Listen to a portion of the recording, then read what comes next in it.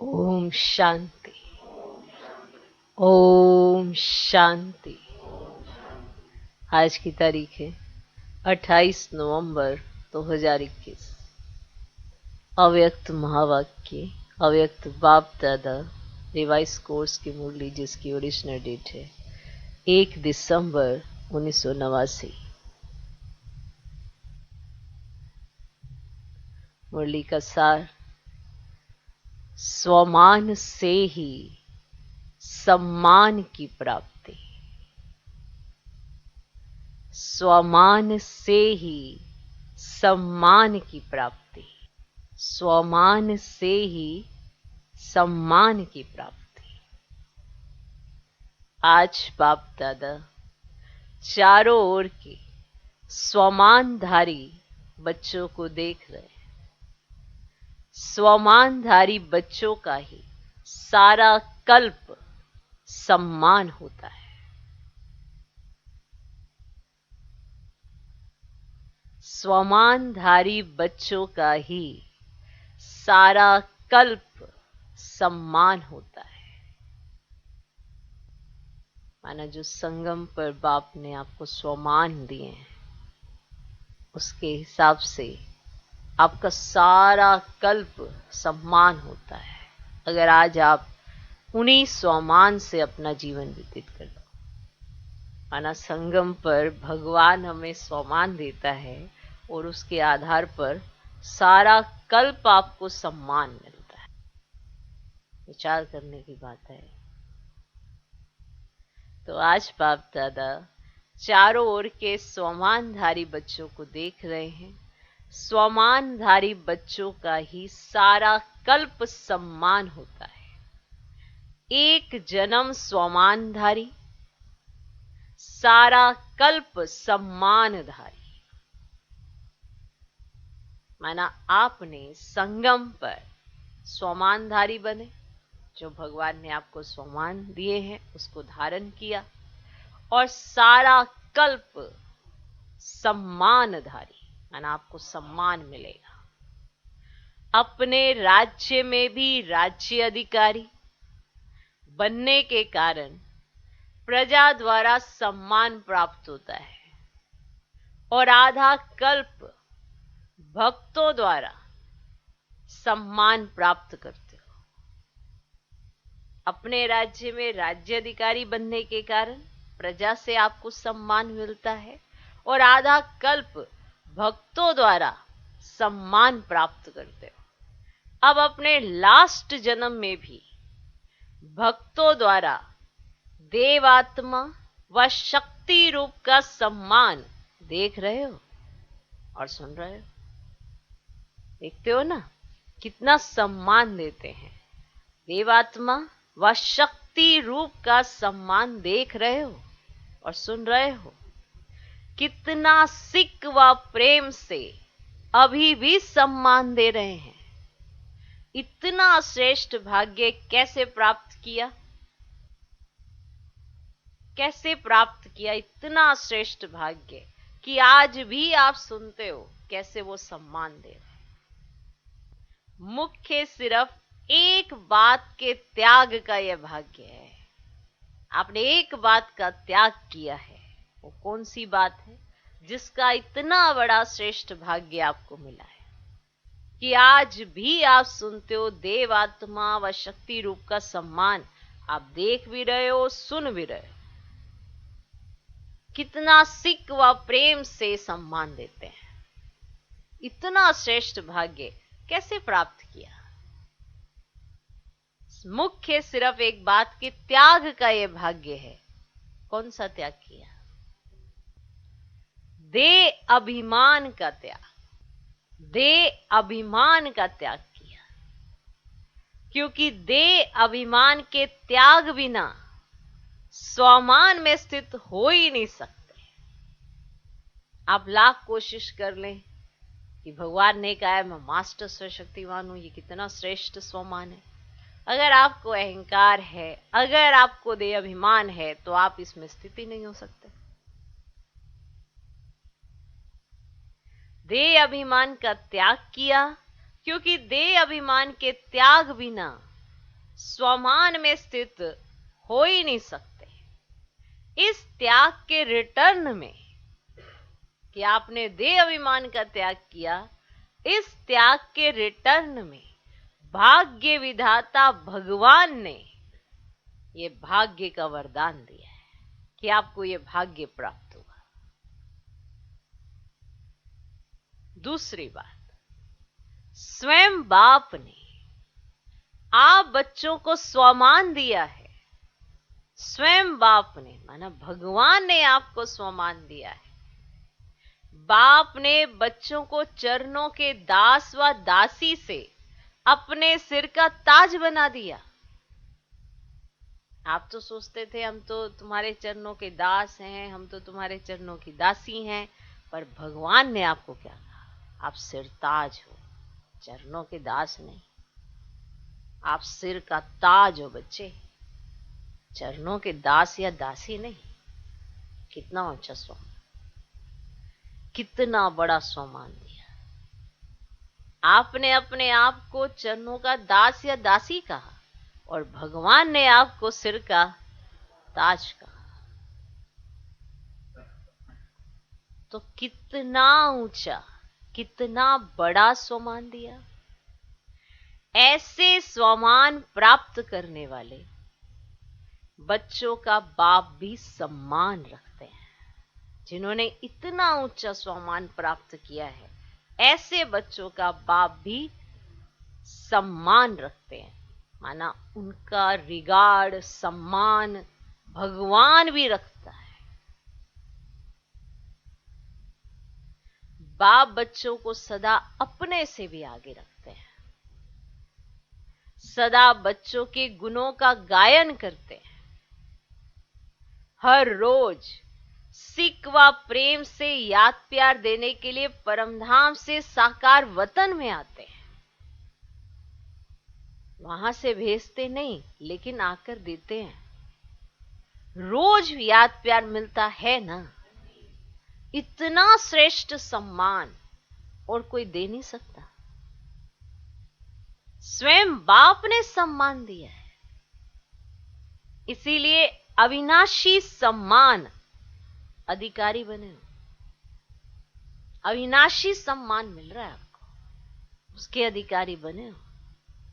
ऐसी श्रेष्ठता का अनुभव करते हो।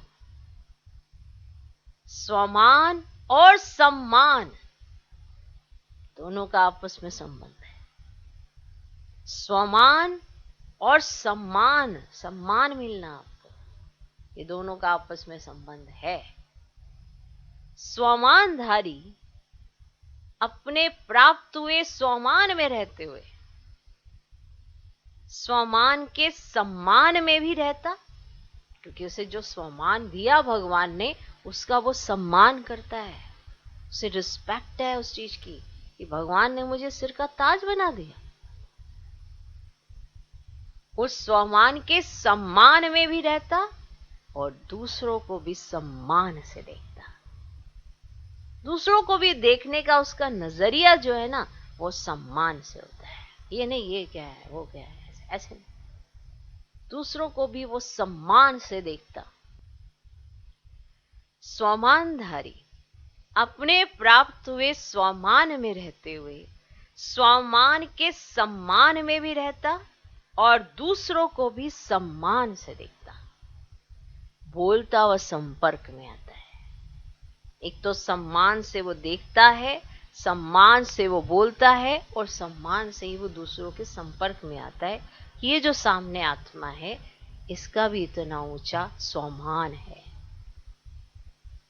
भगवान ने मुझे स्वमान दिया है, तो सभी आत्माओं को स्वमान दिया है, तो उस सम्मान से वो रिस्पेक्ट करता है।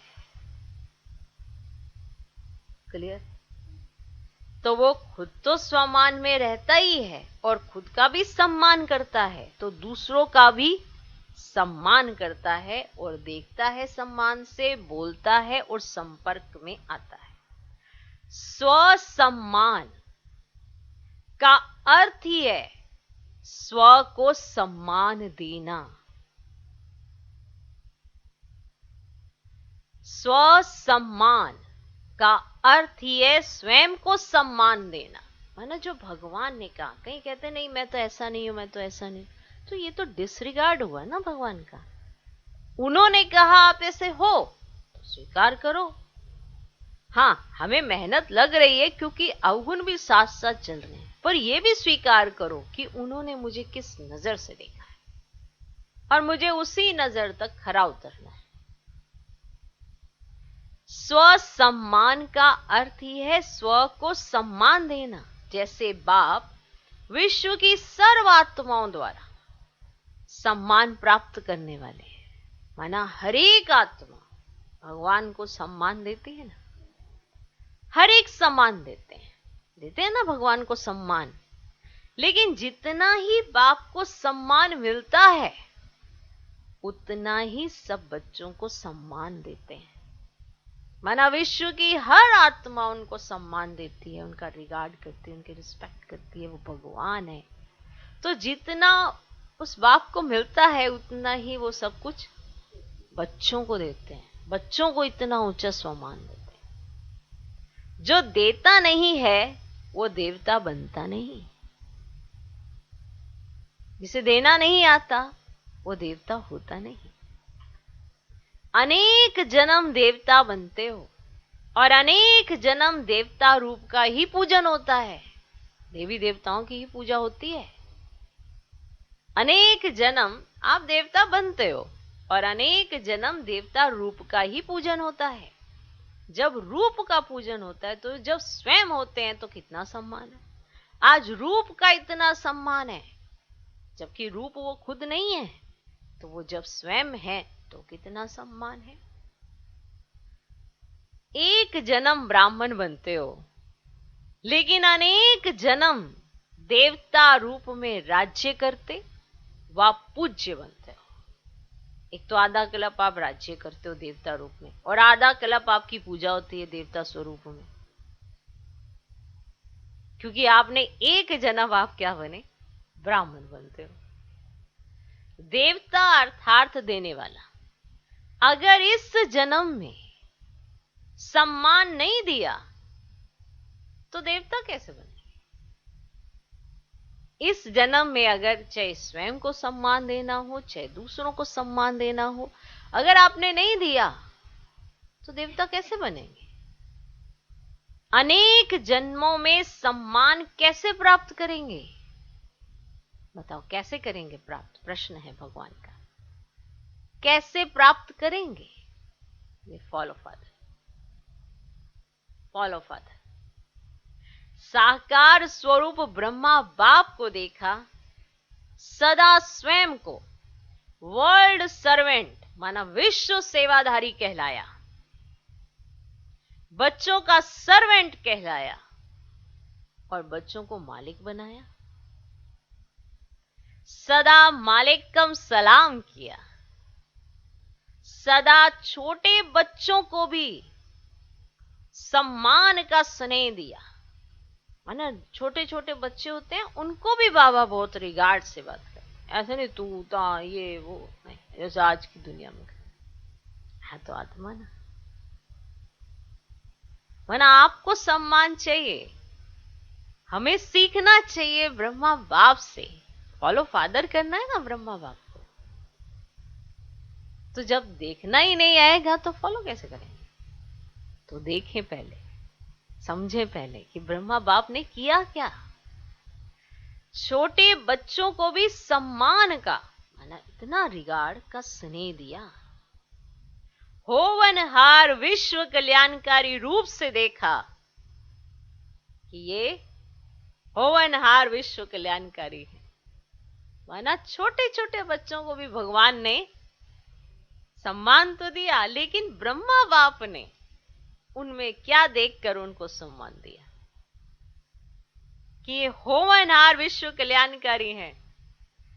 कुमारियों व कुमारों को, युवा स्थिति वालों को, सदा विश्व की नामी ग्रामी महान आत्माओं को चैलेंज करने वाले, असंभव को संभव करने वाले, महात्माओं के सिर झुकाने वाले ऐसे पवित्र आत्माओं के सम्मान से देखा। माना आप किसी को सम्मान किस तरह से देख रहे हैं, आपकी नजर किस तरह से उनके भाव को प्रकट कर रही है। ऐसे आप सोचेंगे अरे मैं तो सबको सम्मान देता हूं, लेकिन अंदर भाव क्या है जिसकी वजह से आप सम्मान देंगे? अंदर भाव भी तो होना चाहिए ना। बिना भाव के आप किसी को सम्मान दे नहीं सकते। भगवान हम बच्चों को कितना सम्मान देते हैं कि ये वही है, ये विश्व परिवर्तन करने वाले हैं, ये स्वयं का परिवर्तन भी कर रहे हैं। कितना ऊंचा सम्मान है। और भगवान सम्मान दे रहे हैं इस दृष्टि से। और ब्रह्मा बाबा ने वो प्रैक्टिकल किया सब कुछ, तो हमें तो फॉलो फादर करना आना चाहिए। उन्होंने कुमारियों को कहा, कुमारों को कहा कि आप कौन हो? आप युवा, माना विश्व की चाहे कितनी भी नामी ग्रामी महान आत्मा हो जाए, उसको आप चैलेंज कर सकते हो। असंभव को संभव करने वाले हो, महात्माओं के सिर झुकाने वाले हो। ऐसे पवित्र आत्माओं के सम्मान से देखा। सदा अपने से भी कमाल करने वाले महान आत्मा समझ स्वमान दिया ना। सदा अपने से भी, मैंने ये नहीं सोचा कि ये सारा कमाल मैं ही करूंगा, अपने से भी कमाल करने वाले महान आत्मा समझ सम्मान दिया ना। इतना सम्मान दिया, इतनी रिस्पेक्ट। ऐसे ही बुजुर्ग आत्माओं को, है ना, जब बुजुर्ग आत्माओं को बाबा देखते तो उनको कौन सा सम्मान देते हैं बताओ? ऐसे ही बुजुर्ग आत्माओं को सदा अनुभवी आत्मा, अनुभवी आत्मा, हम जीन्स आत्मा के सम्मान से देखा। बाबा कहते मैं भी बुजुर्ग और ये भी बुजुर्ग, ये मेरे हम जीन्स हैं, हम जीन्स, और ये अनुभवी आत्माएं हैं। इतने ऊंचे, माना ये अंदर भाव और नैनों में सम्मान, इस सम्मान से देखा। बांधेले बांधेलियों को निरंतर याद में नंबर 1 के सम्मान से देखा कि ये जो बांधेलियां है ना, इनकी याद निरंतर होती है। इतने ऊंचे सम्मान से देखा, इसीलिए नंबर 1 अविनाशी सम्मान के अधिकारी बने। राज्य सम्मान में भी नंबर 1 विश्व महाराजन, और पूज्य रूप में भी बाप की पूजा के बाद सबसे पहली पूजा लक्ष्मी नारायण ही बनते हैं। माना अंदर किस भाव से आप सम्मान देंगे। ऐसे तो हम थोड़ा सबकी रिस्पेक्ट करते हैं, पर अंदर भाव क्या आता है, आना तो चाहिए ना, तभी तो सम्मान सम्मान होता है। तो ये क्यों बने, ये स्पष्ट हो गया। ये क्यों नंबर 1 महाराजा विश्व अधिकारी, इतना ऊंचा सम्मान इन्होंने हर वर्ग जो भी कहो उनको इस दृष्टि से देखा और अंदर से अनुभव किया इस सम्मान के साथ, इतना सम्मान दिया तो बने। इसीलिए बाबा के बाद, माना शिव बाबा के बाद पहली पूजा किसकी हुई? लक्ष्मी नारायण। तो राज्य सम्मान और पूज्य सम्मान, माना राज्य करते उस समय भी इतनी रिस्पेक्ट, और जब पूज्य स्वरूप में है तो भी इतनी रिस्पेक्ट, दोनों में नंबर 1 हो गए। क्योंकि सर्व को सम्मान सम्मान दिया। स्वमान माना किस स्वमान से वो देख रहे हैं, और फिर उतना ही उसको सम्मान दिया। ऐसे नहीं सोचा सम्मान देवे तो सम्मान दूं, ऐसे नहीं सोचा इन्होंने। ये मुझको सम्मान देवे तो मैं सम्मान दूं। सम्मान देने वाले निंदक को भी अपना मित्र समझते। जो सम्मान देते हैं, जो रिस्पेक्ट करते हैं दूसरों की, वो जो निंदक होता है उसको भी अपना मित्र समझते। सिर्फ सम्मान देने वाले को अपना नहीं समझते कि किसी ने आपकी रिस्पेक्ट कर दी तो उसी को आप अपना समझेंगे, लेकिन गाली देने वाले को भी अपना समझते, क्योंकि सारी दुनिया ही अपना परिवार है। सर्वात्माओं का तना आप ब्राह्मण हो। ये सारी शाखाएं अर्थात भिन्न भिन्न धर्म की आत्माएं भी मूल तना से निकली हैं, तो सभी अपने हुए ना।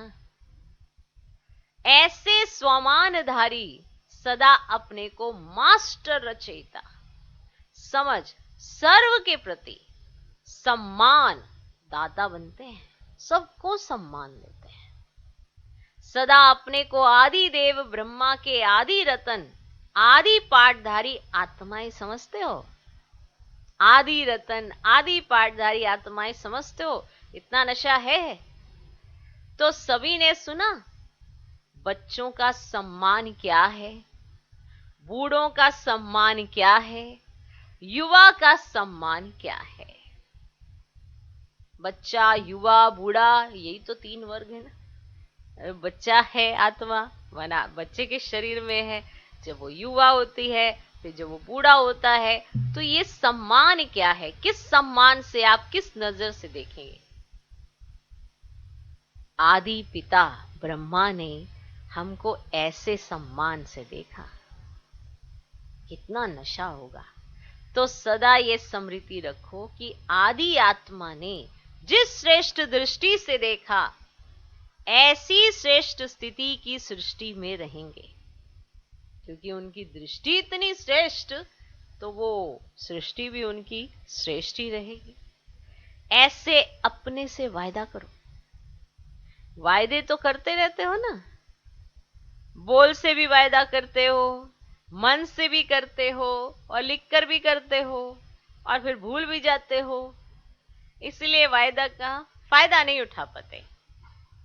बोल के भी वायदा करते हो, माना लिख के भी करते हो, मन से भी करते हो,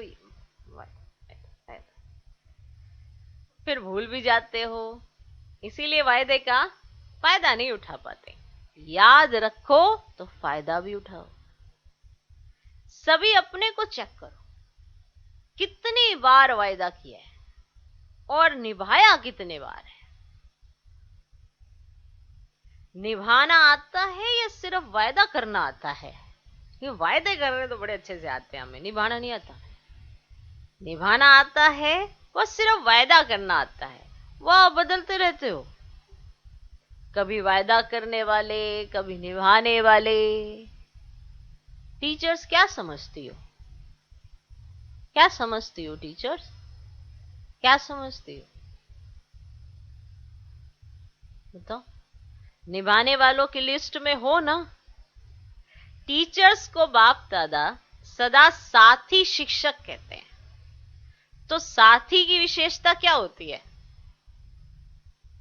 साथी सम्मान होता है ना, एक जैसे होते हैं ना, समान होता है, साथी समान होता है, मानो उसके जैसा होगा। बाप कभी बदलता है क्या? टीचर्स भी वायदा और फायदा दोनों का बैलेंस रखने वाले। वायदे बहुत और फायदा कम हो, ये बैलेंस नहीं होता। जो दोनों का बैलेंस रखते हैं, उसको वरदाता बाप द्वारा ये वरदान व ब्लेसिंग मिलती है। वे सदा दृढ़ संकल्प से कर्म में सफलता मूर्त बनते हैं। साथी शिक्षक का यही विशेष कर्म है क्या, कि सदा दृढ़ संकल्प से कर्म में सफलता मूर्त बनते हैं। माना हमारा साथी इतना है और मेरे कर्मों में ऊपर नीचे, कैसा लगेगा बताओ? पॉसिबल नहीं है ना। आपका साथी सर्वशक्तिवान और आपके अंदर शक्ति ही नहीं, तो फिर तो साथी नहीं। साथी है तो समान होगा। वे सदा दृढ़ संकल्प से कर्म में सफलता मूर्त बनते हैं। साथी शिक्षक का यही विशेष कर्म है, संकल्प और कर्म समान हो, एक जैसे हो। वो संकल्प भी वैसे करे जो उसे करने हैं, संकल्प श्रेष्ठ और कर्म साधारण हो जाए, इसको समानता नहीं कहेंगे। तो सदा टीचर्स अपने को साथी शिक्षक और शिक्षक बाप समान। हम साथी हैं शिक्षक, ठीक है, बाबा शिक्षक और हम उनके साथी शिक्षक। और जब शिक्षक हैं तो बनना किसके जैसा है?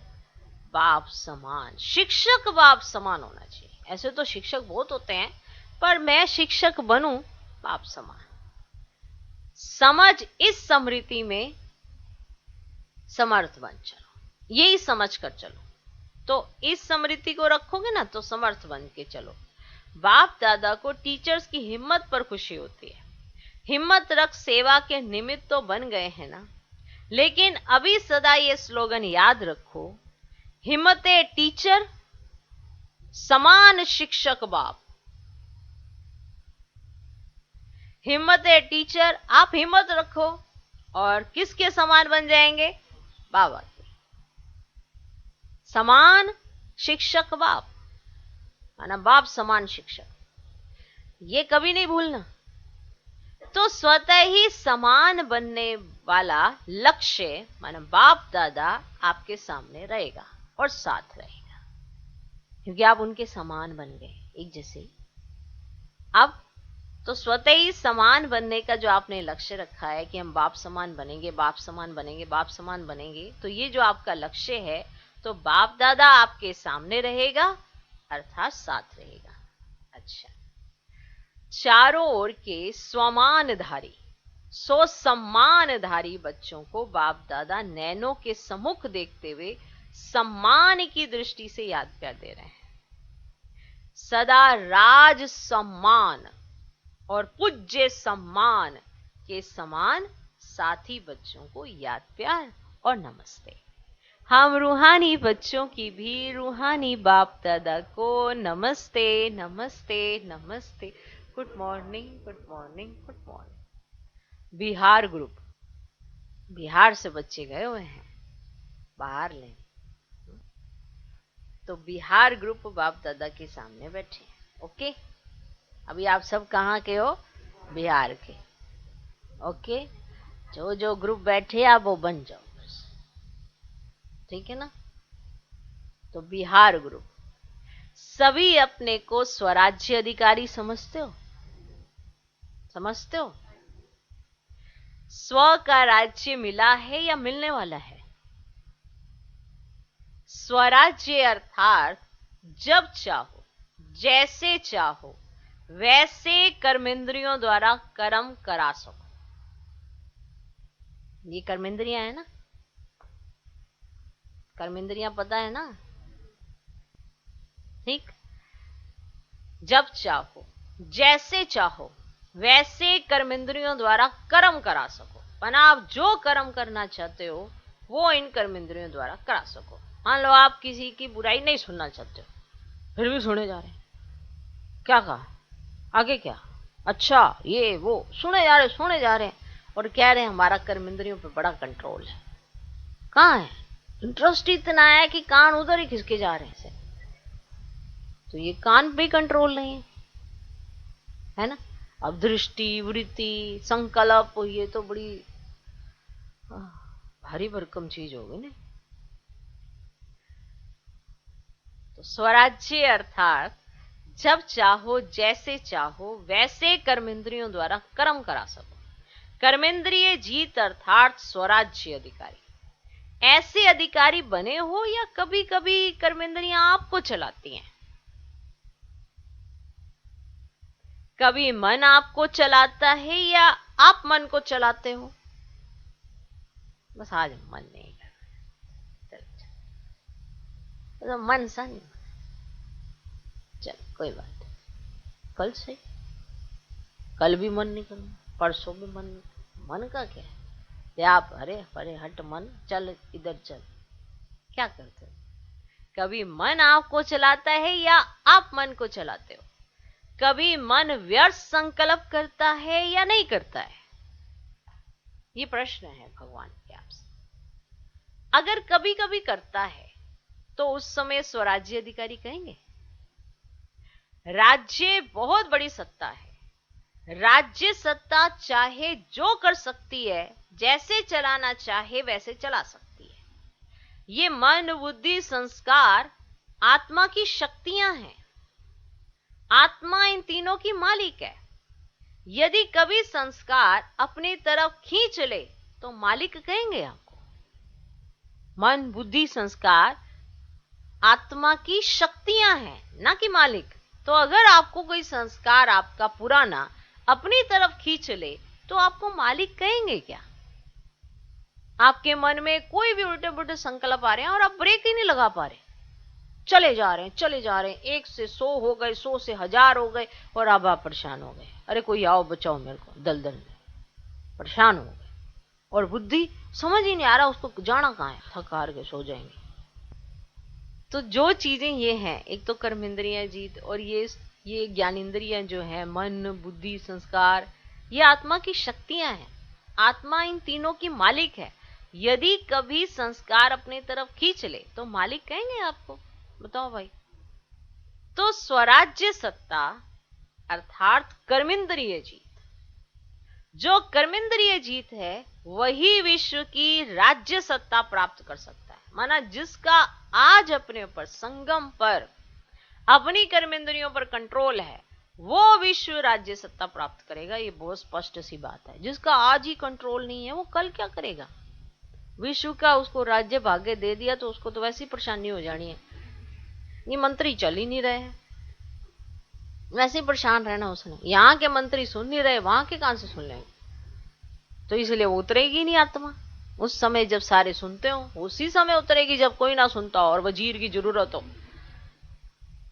बहुत सिंपल सा सौदा है कि संगम पर अपनी एक्टिविटी से आप सब कुछ पता कर सकते हो कि आप आखिरकार हो कौन सी आत्मा। किसी के कुछ कहने की जरूरत नहीं है। लास्ट में किसी ने कुछ नहीं कहना, आपको अपने आप ही दिखने वाला है भाई। अपनी कर्मेंद्रिय जीत तो बने नहीं, विश्व राज्य सत्ता क्या संभालेंगे हम? ठीक है, वो सिंपल सी कहानी है। अगर यहां पर आप अपने कर्मेंद्रिय जीत हो तो विश्व राज्य सत्ता आप संभाल सकते हो। स्वराज्य अधिकारी विश्व राज्य अधिकारी बनता है, ये सच्चाई है। जिसका अपने ऊपर कंट्रोल है वही विश्व पर कंट्रोल करेगा, है ना। वहां कंट्रोल करने जैसी कोई चीज नहीं होगी, लेकिन आप उतरोगे वहीं पे जहां पे आपका सारा कारोबार अच्छे से चलता हो। जिसका आज अपनी कर्मेंद्रियों पर राज्य है, माना स्वराज्य अधिकारी विश्व राज्य अधिकारी बनता है। तो आप ब्राह्मण आत्माओं का ही स्लोगन है कि स्वराज्य ब्राह्मण जीवन का जन्म सिद्ध अधिकार है। आपका ही स्लोगन है ना कि आप ब्राह्मण जीवन में स्वराज्य अधिकारी हो, कि स्वराज्य ब्राह्मण जीवन का जन्म सिद्ध अधिकार है। स्वराज्य अधिकारी की स्थिति सदा मास्टर सर्वशक्तिवान है। कोई भी शक्ति की कमी नहीं उसके पास, वो मास्टर सर्वशक्तिवान है। उसके पास कोई ऐसी शक्ति नहीं होती जिसकी उसको कमी हो। शक्तियां तो पता है ना अष्ट कौन सी होती है, तो उसको मालूम है किस समय कौन सी शक्ति इस्तेमाल करनी है। जो मास्टर सर्वशक्तिवान होता है उसको ये पता होता है, क्योंकि वो एक तो स्वराज्य अधिकारी है, अपने ऊपर उसका राज्य है, तो उसे मालूम है कौन सी शक्ति कहां क्या इस्तेमाल करनी है। तो स्वराज्य अधिकारी सदा धर्म अर्थात धारणा मुहूर्त भी होगा। तो ये स्वराज्य अधिकारी की आपको निशानियां बता रहे हैं कि वो क्या क्या होगा, कैसे कैसे होगा। स्वराज्य अधिकारी की स्थिति कैसी होगी? सदा मास्टर सशक्तिवान, कोई भी शक्ति की कमी नहीं होगी। स्वराज्य अधिकारी सदा धर्म अर्थात धारणा मूर्त भी होगा, और राज्य अर्थात शक्तिशाली भी होगा। ठीक, उसका अपने पर राज्य है ना, तो इसका मतलब वो शक्तिशाली भी होगा। उसके अंदर सारी चीजों की काबिलियत होगी, शक्तिशाली भी होगा। अभी राज्य में हलचल क्यों है? चाहे कोई भी राज्य है, इस समय हलचल क्यों है बताओ? कोई भी राज्य है जो, क्योंकि धर्म सत्ता अलग हो गई है और राज्य सत्ता अलग हो गई है। तो लंगड़ा हो गया ना। पहले धर्म सत्ता राज्य सत्ता एक बराबर, तो इसीलिए ताकत हर राज्य में ताकत। इस समय ताकत क्यों नहीं है? क्योंकि धर्म सत्ता अलग हो गई, राज्य सत्ता अलग हो गई है, तो लंगड़ा हो गया ना। एक सत्ता हुई ना, इसीलिए हलचल है। क्लियर हुआ? इसीलिए हलचल है। अब इधर धर्म चला गया, इधर राज्य चला गया, तो फिर ये अलग अलग हो गए, इसीलिए अब लंगड़ापन आ गया। ऐसे आप में भी अगर धर्म और राज्य दोनों सत्ता नहीं है, माना अगर आपकी धारणाएं नहीं है, राज्य माना आपके अपने ऊपर ही राज्य नहीं है, दोनों सत्ता नहीं है, तो विघ्न आएंगे। आपकी धारणाओं में कमजोरी है और राज्य आपका अपने ऊपर ही राज्य नहीं है, स्वराज्य अधिकारी नहीं हो, तो सत्ता दोनों सत्ता नहीं है आपके पास, तो विघ्न आएंगे, हलचल में लाएंगे, युद्ध करनी पड़ेगी अपने आप के साथ। हर समय लगेगा जैसे युद्ध ही चल रही है अपने अंदर। सोचो, तो सत्ताएं हिल गई ना। अब सत्ता हिल गई तो फिर विघ्न तो पड़ेंगे ही, हलचल में भी लाएंगे, युद्ध करनी पड़ेगी।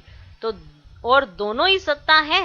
अगर आपके पास धर्म की भी या मन आपकी धारणाएं अच्छी हैं और आपका अपने ऊपर अधिकार अच्छा है, स्वराज्य अधिकारी हो, अगर आपकी दोनों ही सत्ता है, तो क्या होता है, तो सदा ही बेपरवाह बादशाह रहेंगे।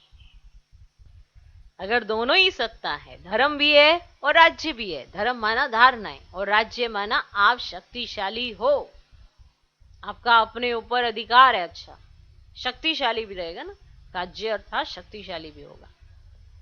तो दोनों ही सत्ता है तो सदा ही बेपरवाह बादशाह रहेंगे, कोई विघ्न आ नहीं सकता। माना आने लगेगा, पहले डर जाएगा विघ्न भी, ये तो ऐसे ही हवा में उड़ा देगा। तो ऐसे बेपरवाह बादशाह बने हो, या थोड़ी थोड़ी शरीर की, संबंध की परवाह रहती है।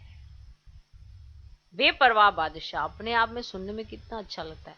ये बेपरवाह बादशाह है। पांडवों को कमाने की परवाह रहती है, ये पांडवों को कमाने की परवाह रहती है, परिवार को चलाने की परवाह रहती है, या बेपरवाह रहते हो? तो पांडवों को कमाने की परवाह रहती है, परिवार को चलाने की परवाह रहती है, या बेपरवाह रहते हैं? चलाने वाला चला रहा है, कराने वाला करा रहा है। आप लाख कोशिश कर लो कि आप खुद चला रहे हो या आप खुद कमाने जा रहे हो, इतने मर्जी आपके प्रोजेक्ट हो जाएं, सफल ही नहीं हो पाते। और अगर वहीं पर बाप को साथ रखते हो तो वो हो जाते हैं ऐसे चुटकियों में, और आपको पता भी नहीं चलता, अरे हुआ कैसे, मैंने तो कुछ किया भी नहीं। क्योंकि आप बेपरवाह बादशाह हो। आप कार्य जरूर करते हो लेकिन कार्य में लिप्त नहीं होते हो। जो कार्य में लिप्त हो जाता है ना, फिर उसका कार्य बाप नहीं चला रहा होता, वो कार्य को चला रहा होता है। फिर वो थकार के फिर परेशान हो जाता है, वो अपने जीवन से ही परेशान रहता है, क्या करें क्या ना करें क्या ना करें। तो बताओ, चलाने वाला चला रहा है, ये बात जो है ना, ये प्रैक्टिकल जीनी पड़ती है। यूं ही नहीं हवा में ही जी रहे हो। आप कार्य करो लेकिन हमेशा याद रखो, चलाने वाला चला रहा है, कराने वाला करा रहा है। ऐसे निमित्त बनकर करने वाले बेपरवाह बादशाह होते हैं, वो इस चीज को जी पाते हैं। और रियलिटी भी है। अगर आप सोचो मैं करोड़ों रुपया इकट्ठा कर लूं, मैं अरबों रुपया इकट्ठा कर लूं, कभी नहीं कर पाओगे। लेकिन अगर आपको जरूरत पड़े तो करोड़ आ जाएं, इसके लिए बेपरवाह बादशाह बनना पड़ेगा कि आपकी जरूरत पर आपके पास आ जाएं। ये नहीं कि आपको किसी के आगे हाथ फैलाने पड़े। आप कार्य कर रहे हो और अचानक से आपके कार्य सिद्ध होने लग गए, आपको मेहनत करने की जरूरत नहीं पड़ी। अगर आपको मेहनत करने की जरूरत पड़ रही है तो ये आप कर रहे हो, लेकिन आप निमित्त मात्र अगर करते हो और बाबा करा रहा है ये याद रखते हो, तो फिर तो कराने वाला करा लेता है। याद रखना, बुद्धिवानों की बुद्धि भगवान है, और वो अगर मेरे साथ है तो कार्य कभी रुक सकते हैं? आज तक तो बाप का कार्य कभी रुका नहीं। बाप का यज्ञ का कार्य कभी नहीं रुका। और अगर आप भी अपने घर को यज्ञ का हिस्सा बनाते हो तो उसका कार्य रुक जाएगा क्या? कभी नहीं रुकता। इतना बेपरवाह बादशाह बनकर, आप निमित्त मात्र बनकर कार्य करने जरूर जाओ। ये नहीं कि हाथ पे हाथ धर के बैठ के कराने वाला करा रहा है, बेपरवाह बादशाह। ये आलस्य है, ये अलवेलापन है। आप कार्य करो लेकिन इस बात की चिंता छोड़कर कि क्या होगा। आप सिर्फ निमित्त मात्र बनकर कि बाबा बैठा है ना, वो करा रहा है, वही चला रहा है। लेकिन ये हो नहीं सकता था। नहीं तो आप सुबह से लेकर रात तक लगे रहोगे और बाबा को भूल के कार्य करोगे तो सफलता तो, अगर आप इतनी मेहनत करोगे तो मिल तो जाएगी, लेकिन आप सेटिस्फाई नहीं हो सकते, आपको खुद में ही अच्छा नहीं लगेगा। और वहीं अगर बिना मेहनत के कोई 100 रुपए 1000 रुपए कमा लेता है ना, तो उसको बड़ी खुशी होती है कि इतनी मेहनत भी नहीं लगी और ये हमने कमाई कर ली। क्यों? क्योंकि कराने वाला करा रहा है, चलाने वाला चला रहा है। मैं निमित्त बनकर करने वाले बेपरवाह बादशाह होते हैं। ये जो निमित्त मात्र में समझते हैं कि अरे मैं कुछ भी नहीं, वही सब कुछ कर रहा है, इस भान के साथ जो कार्य करते हैं ना, वो बेपरवाह बादशाह होते हैं। मैं कर रहा हूं, ये भान आया तो बेपरवाह नहीं रह सकते। अरे आपको नहीं पता मुझे क्या क्या करना पड़ता है, अरे आपको नहीं पता हमारा कारोबार कैसा है, अरे आपको नहीं पता इसमें कितनी मेहनत करनी पड़ती है। तो ये तो फिर आप लगे रहो, फिर तो आप सालों साल लगे रहो, और इतनी मेहनत आपको करनी पड़ेगी कि धारणाओं से हटकर भी आप ऐसे ऐसी एक्टिविटीज में चले जाओगे कि प्राप्ति 0 और आपके एफर्ट्स ज्यादा, क्योंकि आपको लग रहा है कि मैं कर रहा हूं। तो अगर मैं कर रहा हूं ये भान आया ना, तो बेपरवाह नहीं रह सकते। लेकिन बाप द्वारा निमित्त बना हुआ हूं, बाबा ने मुझे निमित्त बनाया, निमित्त बना हुआ। बाबा अपना कार्य कराना चाहता है। देखो बाबा के पास तो शरीर नहीं है ना, अब बाबा अपना कार्य कराना चाहता है तो मुझे निमित्त बनाएगा। मैं सिर्फ उसका कार्य करने के निमित्त हूं, मैं नहीं कर रहा हूं। ये बहुत जबरदस्त निश्चय होता है, जिसको ये हो गया ना, तो फिर वो जीवन अपना निश्चिंत होकर जीता है। वरना तो फिर लगे रहो, ताम झाम दुनिया में इतने हैं कि आप 10 रुपए कमा के देख लो, उसमें भी मेहनत है। कितने लोगों की बातें सुननी पड़ती हैं, कितने लोगों को आपको झेलना पड़ता है। लेकिन अगर आपने निमित्त मात्र समझा तो बातें भी आपके ऊपर असर ही नहीं करेंगी। भले आपके सामने सराउंडिंग कोई भी आपको कुछ कहेगा, ऐसा लगेगा अरे आज तो इस चीज का पेपर है, इसका मतलब ये मेरे सामने एक एग्जाम आ रहा है, मुझे इसमें अव्वल नंबर लेने हैं, वरना मुझे अपने ऊपर अधिकार फील करना है कि मुझे अपनी कर्मेंद्रियों को जीतना है। कहने की नहीं, करने की बात है। यहाँ जो करता है वो ही ये फील कर सकता है कि बेपरवाही क्या होती है। हाथ पे हाथ धर के बैठ जाना, कुछ कार्य ना करना, आलसी हो जाना, अलबेला हो जाना, ये बेपरवाही नहीं है। ये माया की नगरी में चले जाते हैं कि चदर तान के बेपरवाह हो के अरे बाबा बैठा है, बाबा करा लेगा। निमित्त मुझे बनाया है, कार्य मुझे करना है, लेकिन बेपरवाही के साथ, क्योंकि कराने वाला वो है। बड़ा ही महीन सा डिफरेंस है इसमें। बाप द्वारा निमित्त बना हुआ हूं, ये स्मृति रहे तो बेफिक्र व निश्चिंत जीवन अनुभव करेंगे। कोई चिंता नहीं, कोई चिंता नहीं। उनको धन की भी चिंता नहीं रहती है, उनके पास ऑटोमेटिकली आ जाता है, पहुंच ही जाता है कैसे ना कैसे। कल क्या होगा उसकी भी चिंता नहीं, कहीं कल क्या होएगा उसी की चिंता में मर जाते हैं। आज तो उनके पास है धन, लेकिन वो स्टोरेज करने के चक्कर में कि कल क्या होएगा, इसके साथ ऐसा एक भी अर्थक्वेक आ गई ना तो कल क्या करेंगे हम, बताओ भाई। जितनी भी आई हैं उनसे पूछो, तुम्हारे पास धन तो बहुत था, फिर क्या बचा तुम्हारा? पानी आ जाएगा तो क्या करेंगे बताओ। जहां पे पानी पानी हो जाता, पीने तक के लिए पानी नहीं होता है, पानी पर पी नहीं सकते, खरीद नहीं सकते। तो उनको साथ क्या हुआ? ये सारे हमारे सामने जो रिकॉर्ड होते हैं, ये सारे जो इंसिडेंट्स होते हैं, ये हमको याद कराने के लिए रिहर्सल्स होती रहती हैं कि जीवन में धन ही कुछ नहीं है, अपना धन इकट्ठा करो, ज्यादा अच्छा है। और ये सोच के कि हम इतना स्टोरेज कर लें, ये कर लें, वो कर लें, उसकी चिंता छोड़ो। कल क्या होगा उसकी चिंता छोड़ो। कभी ये थोड़ी चिंता रहती है कि कल क्या होगा, कैसे होगा, पता नहीं, विनाश कब होगा, क्या होगा, बच्चों का क्या होगा, पोतरे धोतरों का क्या होगा, ये चिंता रहती है। बाबा पूछ रहे हैं, कभी ये थोड़ी सी चिंता रहती है कि कल क्या होगा, कैसे होगा, पता नहीं विनाश कब होगा, क्या होगा, अरे बच्चों का क्या होगा, अभी तो विनाश हो नहीं रहा, कल मेरा हो गया तो इनका क्या होगा, है? अब पोतरे धोतरों का क्या होगा, थोड़ा उनके लिए भी रख देते हैं, आज थोड़ा कमा लेते हैं, थोड़ा उनके लिए भी रख देते हैं, यह चिंता रहती है। बेपरवाह बादशाह को सदा ही यह निश्चय रहता है कि जो हो रहा है वह अच्छा। जो बेपरवाह बादशाह होता है उसके साथ उल्टा होता ही नहीं है। अगर दिखने में उल्टा है वो सीधा ही है, आपको दिख अभी उल्टा रहा है पर वो सीधे के लिए ही हो रहा है। ये है बेपरवाह बादशाह की निशानी, कि जो भी हो रहा है वह अच्छा, और जो होने वाला है वह और अच्छा, और आगे जो भी होगा वह और बहुत बहुत अच्छा ही होगा, क्योंकि कराने वाला अच्छे से अच्छा है ना। उसके माध्यम से जो भी होगा वो अच्छा ही होगा, गलत हो ही नहीं सकता, क्योंकि जो कराने वाला है ना वो अच्छे से अच्छा है ना। इसको कहते हैं, क्या कहते हैं इसको? इसको कहते हैं निश्चय बुद्धि विजयी। ऐसे तो हम सब बोलते हैं मेरा बड़ा निश्चय, मेरा बड़ा निश्चय, मेरा बड़ा निश्चय, और परेशान इतने। निश्चय बुद्धि परेशान हो ही नहीं सकता, निश्चय बुद्धि को चिंता हो ही नहीं सकती। बाबा को तो नहीं देखा कभी चिंता करते हुए। कैसे होगी चिंता बताओ? कराने वाला करा रहा है, चलाने वाला चला रहा है, हर चीज तो उनके माध्यम से हो रही है, तो सब कुछ होना ही है।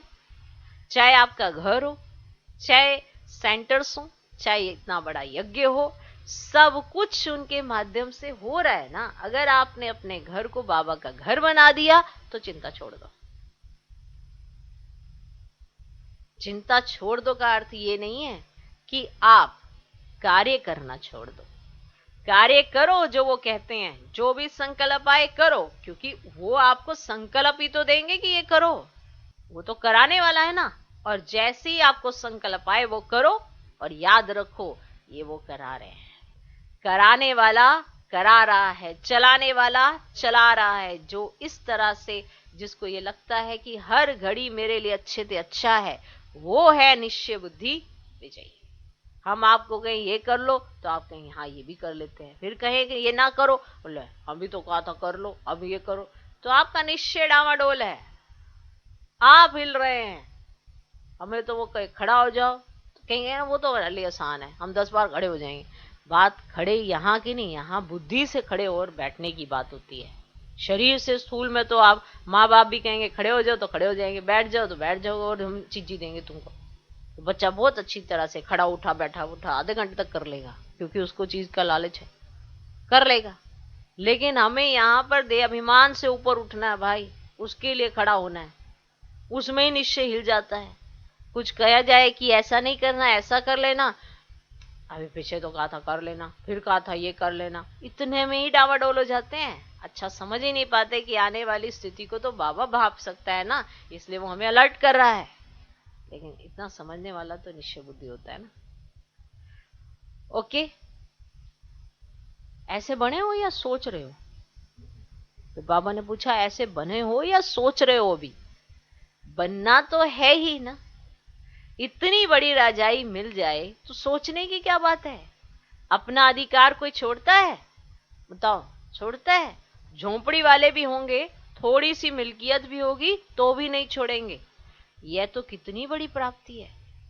तो मेरा अधिकार है, इस समृद्धि से सदा अधिकारी बन उड़ते चलो। यही वरदान याद रखना कि स्वराज्य हमारा जन्म सिद्ध अधिकार है, कि मैं अपने ऊपर राज्य कर सकती हूँ। आत्मा मेरा जन्म सिद्ध अधिकार है, मेहनत करके पाने वाले नहीं, अधिकार है। या मेहनत करके आपने प्राप्ति करनी है, अधिकार है। अच्छा, बिहार माना सदा बहार में रहने वाले, पतझड़ में नहीं जाना, कभी आंधी तूफान ना आए, सदा बहार। अच्छा, दूसरा ग्रुप वो भी बिहार से है।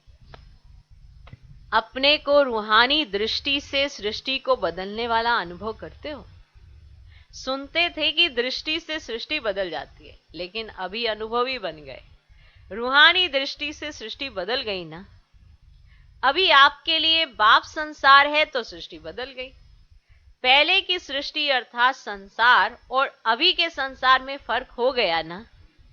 पहले संसार में बुद्धि भटकती थी और अभी बाप ही संसार हो गया, तो बुद्धि का भटकना बंद हो गया, एकाग्र हो गई।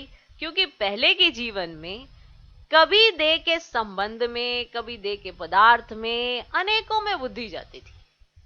अभी यह सब बदल गया। अभी देह याद रहती या देही?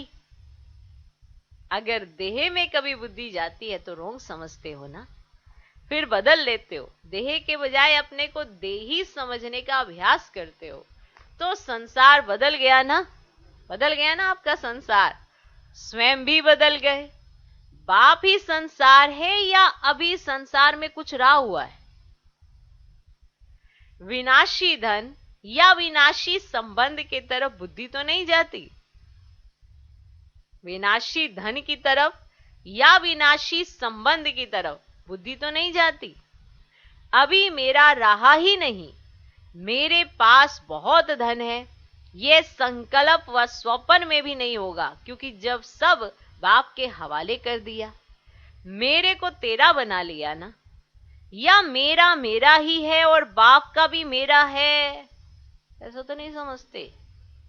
माना मेरा जो तो मेरा है ही है, मेरे पास जो प्रॉपर्टी है वो मेरी ही है, और जो बाबा की भी है ना वो भी मेरी ही है, ऐसा तो नहीं समझते। यह विनाशी तन धन पुराना मन मेरा नहीं, बाप को दे दिया। पहला पहला परिवर्तन होने का संकल्प ही यह किया कि सब कुछ तेरा, और तेरा कहने से ही फायदा है, इसमें बाप का फायदा नहीं है, आपका फायदा है।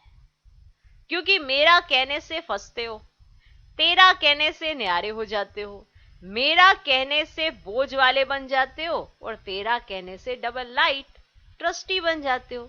तो क्या अच्छा है? हल्का बनना अच्छा है या भारी बनना अच्छा है?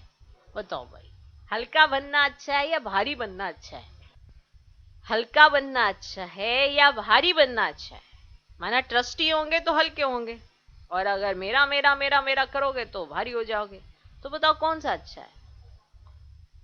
आजकल के जमाने में शरीर से भी कोई भारी होता है ना तो अच्छा नहीं लगता। सभी अपने को हल्का करने का प्रयत्न करते हैं, क्योंकि भारी होना माना नुकसान है और हल्का होने से फायदा है। ऐसे ही मेरा मेरा कहने से बुद्धि पर बोझ पड़ जाता है, तेरा तेरा कहने से बुद्धि हल्की बन जाती है। जब तक हल्के नहीं बने तब तक ऊंची स्थिति तक पहुंच नहीं सकते। उड़ती कला ही आनंद की अनुभूति कराने वाली है, हल्का रहने में ही मजा है। अच्छा, जब बाप मिला तो माया उसके आगे क्या है? माया है रुलाने वाली, और बाप है वर्षा देने वाला, प्राप्ति कराने वाला। सारे कल्प में ऐसी प्राप्ति कराने वाला बाप मिल नहीं सकता, स्वर्ग में भी नहीं मिलेगा। तो एक सेकंड भी भूलना नहीं चाहिए। हद की प्राप्ति कराने वाला भी नहीं भूलता है, तो बेहद की प्राप्ति कराने वाला भूल कैसे सकता? अगर आपको हद में भी कोई हल्की सी कोई प्राप्ति करा देता है तो आपको नहीं भूलता है, तो आप बेहद की प्राप्ति कराने वाले को कैसे भूल सकते हो? तो सदा यही याद रखना कि ट्रस्टी हैं, कभी भी अपने ऊपर बोझ नहीं रखना। इससे सदा हंसते गाते उड़ते रहें, समझा? जीवन में और क्या चाहिए? हंसना, गाना और उड़ना। जब प्राप्ति होती है तब तो हंसेंगे ना, जब प्राप्ति होगी तब तो हंसेंगे ना, नहीं तो रोएंगे। तो ये वरदान स्मृति में रखना कि हम हंसने गाने और उड़ने वाले हैं, सदा ही बाप के संसार में रहने वाले हैं, और कुछ है ही नहीं जहां बुद्धि जाए। स्वप्न में भी रोना नहीं। जब प्राप्ति होगी तब तो हंसेंगे ना, नहीं तो रोएंगे। तो यह वरदान स्मृति में रखना कि हम हंसने गाने और उड़ने वाले, सदा ही बाप के संसार में रहने वाले, और कुछ है ही नहीं जहां बुद्धि जाए। स्वप्न में भी रोना नहीं, माया रुलाए तो भी नहीं रोना। मन का भी रोना होता है, मन का भी रोना होता है, सिर्फ आंखों का रोना ही नहीं होता। तो माया रुलाती है, बाप हंसाते हैं। माया रुलाती है, बाप हंसाते हैं। सदा बिहार माना खुश रहने वाले, खुश बहार। और बंगाल माना सदा मीठा रहने वाले। बंगाल में मिठाइयां अच्छी होती है ना, बहुत वैरायटी होती है। तो जहां मधुरता है वहां ही पवित्रता है। बिना पवित्रता के मधुरता आ ही नहीं सकती। अगर पवित्रता है तो मधुरता है, तो पवित्रता होगी तो मधुरता आएगी, और अगर पवित्रता नहीं तो मधुरता आ नहीं सकती। तो सदा मधुर रहने वाले और सदा खुश बहार रहने वाले। अच्छा, टीचर्स भी खुश बहार को देख करके सदा बहार में ही रहती हैं ना। अच्छा, आज का वरदान, संग दोष से दूर रह, सदा बाप की समीपता का भाग्य प्राप्त करने वाले, पास विद ऑनर भव। यदि बाप के समीप रहना पसंद है तो कभी कोई भी संग दोष से दूर रहना। अगर आपको बाबा के समीप रहना पसंद है, क्योंकि अगर आप संग दोष में हो तो बाबा के समीप अपने को अनुभव ही नहीं कर पाओगे। यदि बाप के समीप रहना पसंद है तो कभी कोई भी संग दोष से दूर रहना। कई प्रकार के आकर्षण पेपर के रूप में आएंगे, लेकिन आकर्षित नहीं होना। कई प्रकार के आकर्षण पेपर के रूप में आएंगे, लेकिन आकर्षित नहीं होना। संग दोष कई प्रकार का होता है, व्यर्थ संकल्पों का व माया की आकर्षण के संकल्पों का संग, ये भी एक संग दोष है। अगर आपको व्यर्थ संकल्प आ रहे हैं, क्योंकि आप संग, ये भी आपने व्यर्थ संकल्पों का संग कर लिया है। वह माया की आकर्षण के संकल्पों का संग, माना माया आपको आकर्षित कर रही है और ऐसे ऐसे संकल्प दे रही है, ये भी माया के आकर्षण के संकल्पों का संग है। संबंधियों का संग, वाणी का संग, माना जहां चार लोग बात कर रहे होंगे वहां पे जाके खड़े हो जाएंगे, पता है नहीं क्या बात है क्या नहीं है, मतलब ऐसे वाणी का हाँ हूँ हाँ, वो कह रहे ये कहां से आ गया बीच में, बस हाँ हाँ ऐसा, मतलब ये वाणी का संग उसको प्रभावित कर रहा है, क्योंकि जो भी है। अनदोष का संग, सबको पता होता है कि कहाँ गलत है तो गलत में जाना है नहीं जाना, ये खुद की चॉइस होती है। कोई ऐसे जबरदस्ती, तो आप घर में बैठे हो आराम से बैठे मेडिटेशन करके कोई खींच के लेके चला जाएगा, नहीं, आपकी चॉइस है। अगर आपने चांस दे दिया किसी को, अरे वो बुरा मान जाएगा, अच्छा थोड़ा लगता है, तो अच्छा थोड़ा लगता है बुरा मान जाएगा, इस तरह के थॉट आप ही को आएंगे जिसको संग दोष की बीमारी होती है। वरना आप उसको कह बैठ जाए, भैया मैं भी मेडिटेशन कर रहा हूं, तो भी कर लो। अगर आप उसको संग देना चाहते हो जिसके संग में आप रहते हो, अगर आपको ऐसे कि अरे वो क्या समझेगा क्या करेगा, तो इस तरह के थॉट आप ही को आएंगे जिसको संग दोष की बीमारी होती है। तो इन सब संग दोषों से अपने आप को बचाने वाले पास विद ऑनर बनते हैं। आज का स्लोगन, आप फरिश्ता बनो। तो परिस्थितियों में, बहुत जबरदस्त पॉइंट है, आप सिर्फ फरिश्ता बनो तो परिस्थितियों में बाप स्वयं आपकी छत्र छाया बन जाएंगे। ऐसा नहीं आपके पास परिस्थितियां नहीं आएंगी, लेकिन आप हमेशा अपने सर पर एक छतरी को फील करेंगे कि अरे परिस्थिति आई भी और कुछ नुकसान ही नहीं कर पाई मेरा। आप फरिश्ता बनो। और फरिश्ते कैसे होते हैं, इसकी तो इतनी बड़ी बाबा ने अच्छे से डिटेल में बताया कि फरिश्ते क्या होते हैं। आप फरिश्ता बनो, माना आप मेहनत करो फरिश्ता बनने की, तो परिस्थितियों में बाप स्वयं आपकी छत्र छाया बन जाएंगे। ओम शांति, ओम शांति।